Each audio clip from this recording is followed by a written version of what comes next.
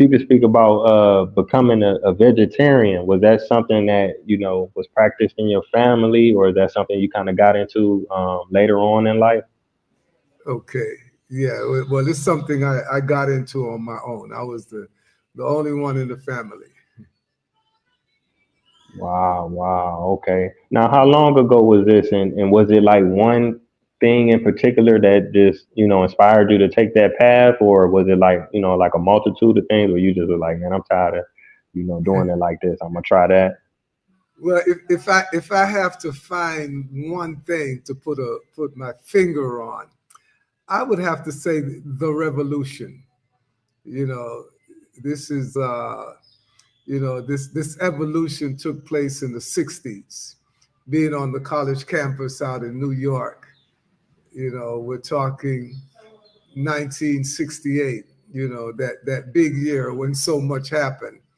On the home front where I was living in New York after moving from Panama at the age of 17, migrating straight from the bush, from the rainforest in the tropics, right into inner city Bed-Stuy, and and it was a revolution, all going on all over the planet, literally.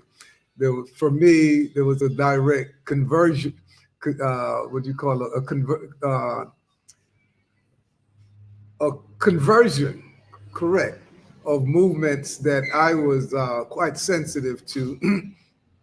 Number one being the Black Power movement, after seeing the clenched fists at the Mexican Olympics and all the stuff going on, what's going on around down the street, around the corner, with the Black Power movement, right at my front door, and then being off to college way out in suburban New York, Bayside, New York, going to college there as a fresh kid on the block, coming from a whole nother culture, a whole nother psychology.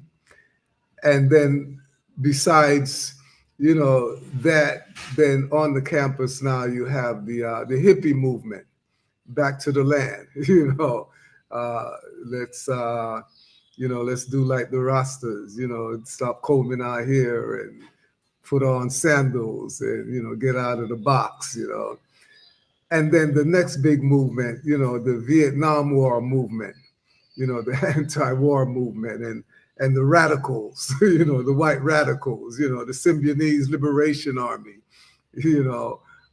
kidnapping, folks over there, and yeah, definitely the Black Liberation Army as well, and being absurd with this mix and being exposed to the Nation of Islam, going to Harlem, going to the mosque and picking up the book, How to Eat to Live by the Honorable Elijah Muhammad, and seeing how, his work was pretty much a continuation of Marcus Garvey's work. And then, yeah, and then in the wider media, the Cuban Revolution, the Algerian Revolution, Black movements all over the world, the Pan-African movement. So being on the front line, pretty much in the belly, that for us in my neighborhood, my posse, it was about, damn, man, you gonna eat that weapon? Don't you see that apple got wax on it? You're gonna eat those canned beans in the cafeteria? Don't you see every time you eat those canned beans and you come sitting at the bidwist table, you farting, nigga, what's going on, man? What are you doing? So, so we got to step up now. It's like, it's a revolution out here. How you going to do that kind of stuff? Folks trying to sit in the president's office, trying to get some respect. And, all of in this little room packed up here and you farting, nigga. Come on, man. You off the team, man. We're going to drop you at the wayside. This is a revolution here, man. You can't be eating that shit.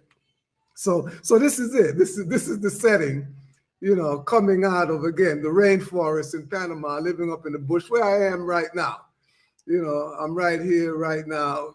So I've made a 360 degrees and we're talking 60 years, and I'm back at home in the bush, and doing my thing now with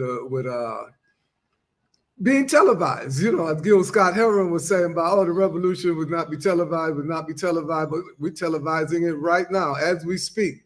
So now, you know, hear us loud and clear. This is a revolution. A luta continua. The struggle continues, just one bite at a time. Oh yeah, no doubt. You was dropping a lot of information. I'm still trying to process it, but one of the things that stuck out to me, you used the word weapon, and I don't think I ever heard anybody, you know, make it in comparison to the food that we eating that's destroying us. And I think if a lot of people use that word with the junk food that we putting in our body, man, they would look at things differently. I appreciate you sharing that. Yeah, as a matter of fact, there was a book through the grapevine by that title, Food as a Weapon. Sister out of DC, Lena Mobley. Little self-printed, you know, little booklet, you know, why is this food that you're eating in the hood is a weapon? And when you go uptown, you see some other kind of food, you know. So yeah, the food is being weaponized ever since, you know, even prior to that revolution, you know, all the revolutions that we've undertaken since since the conquest. You know, we can just leave it that way. You know, it's been a conquest, you know, and we've been on a battlefield for hundreds of years now. So now, you know, they're taking it to another level. You know, it was apples and peaches and pears and that kind of stuff then. Now it's nanoparticles, you know, in your food, you know, and then folks out here talking about, you know, what they call it now, plant-based. Damn, I ain't no plant-based. If plant is the base, what else they layering on it? You know, nanoparticles, you know. So anyway, I'm up to date. At 77, the revolution is continuing and we keeping it, you know, we keeping it real, brother. That's it. Yeah, you definitely are appreciated. That's inspiring. You say 77. Wow. And for you to be, just still sharing knowledge that could help our people, and helping us grow. I really, really appreciate you.